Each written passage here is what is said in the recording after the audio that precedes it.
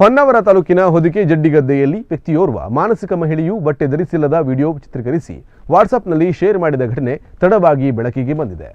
ಈ ಸಮಾಜದಲ್ಲಿ ಎಂತೆಂಥ ವಿಕೃತ ಮನಸ್ಥಿತಿಯವರು ಇರ್ತಾರೆ ಅನ್ನೋದಕ್ಕೆ ನಾವೀಗ ತೋರಿಸೋ ಸ್ಟೋರಿಯೇ ಸಾಕ್ಷಿ.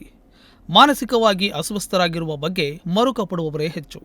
ಅಂತಹದ್ರಲ್ಲಿ ಇಲ್ಲೊಬ್ಬ ಕಿರಾತಕ ಮಾನಸಿಕ ಮಹಿಳೆ ಬಟ್ಟೆ ಧರಿಸದ ವೇಳೆ ಆಕೆಯ ನಗ್ನ ವಿಡಿಯೋ ಸೆರೆ ಹಿಡಿದು ವಾಟ್ಸಪ್ನಲ್ಲಿ ಹರಿಬಿಟ್ಟು ವಿಕೃತಿ ಮೆರೆದಿದ್ದಾನೆ.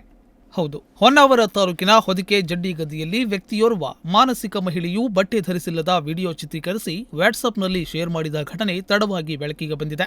ಜಡ್ಡಿಗದ್ದೆ ಮಹಿಳೆಯೋರ್ವಳು ಕಳೆದ 3 ವರ್ಷಗಳಿಂದ ಮಾನಸಿಕ ಕಾಯಿಲೆಯಿಂದ ಬಳಲುತ್ತಿದ್ದಳು. ಮೈ ಮೇಲೆ ಅರಿವು ಇಲ್ಲದೆ, ಮೈ ಮೇಲೆ ಬಟ್ಟೆಯೇ ಇಲ್ಲದೆ ಇರುತ್ತಿದ್ದಳು.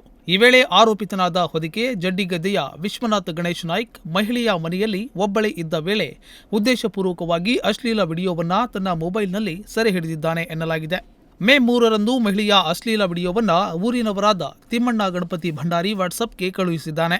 ಇದರಿಂದ ಮಹಿಳೆಯ ಮಾನಕ್ಕೆ ಮರ್ಯಾದೆಗೆ ಕುಂದುಂಟು ಮಾಡಿದ್ದಾನೆ. ಈ ಬಗ್ಗೆ ಆಗಸ್ಟ್ 21ರಂದು ವಿಷಯ ತಿಳಿದು ಮಹಿಳೆಯು ಆರೋಪಿತನಾದ ವಿಶ್ವನಾಥ್ ಗಣೇಶ್ ನಾಯ್ಕ್ ಈತನಿಗೆ ಫೋನ್ ಮಾಡಿ ವಿಚಾರಿಸಿದ್ದಾಳೆ.